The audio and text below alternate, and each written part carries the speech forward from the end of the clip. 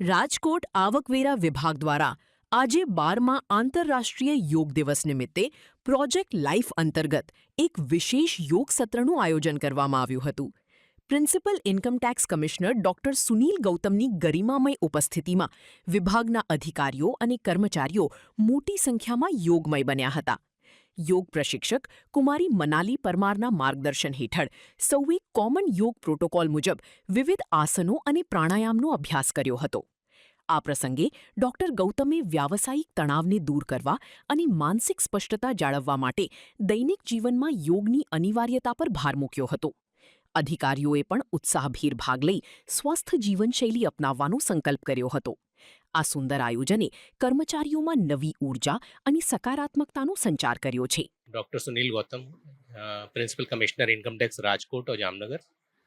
आज हम लोग यहाँ 12वां योग दिवस अंतर्राष्ट्रीय योग दिवस मना रहे हैं।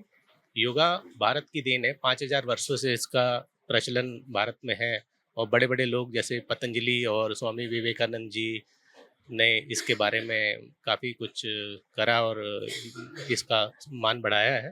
और भारत के ही रिक्वेस्ट पे 2016 में इसको हर साल अंतर्राष्ट्रीय योग दिवस मनाने के लिए शुरुआत करी गई है।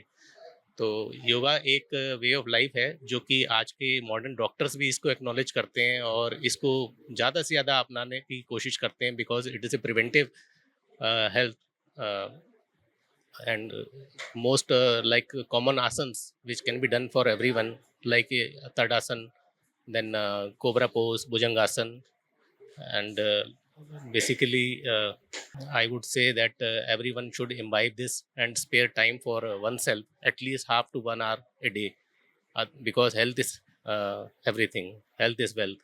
Thank you very much. प्रथम सुख निरोगी काया, ये इन शब्दों का अर्थ उससे पूछिए जिसकी तबीयत आजकल की लाइफस्टाइल डिसीजेस के कारण खराब हो रही है. योग कीजिए, सब लोग इसमें रेगुलर योग कीजिए जिससे कि मैक्सिमम समय तक हम लोग निरोगी रह सकें और अपने अच्छे स्वास्थ्य के साथ में जिंदगी का आनंद ले सकें. નમસ્તે. આજે વિશ્વ યોગ દિવસ નિમિત્તે પ્રોજેક્ટ લાઈફ દ્વારા અમારી યોગ ટીમ, હું મયુરી સોની, અમારા એચઓડી રાજીવ કુમાર મિશ્રાજી, આપ બધાનું હાર્દિક સ્વાગત કરીએ છીએ. પ્રોજેક્ટ લાઈફ દ્વારા વિશ્વ યોગ દિવસ નિમિત્તે ઘણા બધા એટલે કે 20થી 22 જેટલા પ્રોગ્રામનું આયોજન કરેલું હતું, જેમાં અમે લોકોએ અલગ અલગ સ્કૂલ, અમારા યુનિટ્સમાં જે મેમ્બર્સ આવે છે એના માટે અને 8000થી ઉપર લોકોને અવેરનેસના અમે લોકોએ યોગના પ્રોગ્રામ કરેલા છે. તો આ જ રીતે વારંવાર યોગના પ્રોગ્રામ થાય, ખાલી વિશ્વ યોગ દિવસ નિમિત્તે નહીં પણ હર હંમેશ આપણે રોજને માટે દૈનિક જીવનમાં યોગને અપનાવવો જોઈએ. ઘણા બધા ફાયદાઓ છે. ધન્યવાદ. નમસ્તે. Thank you.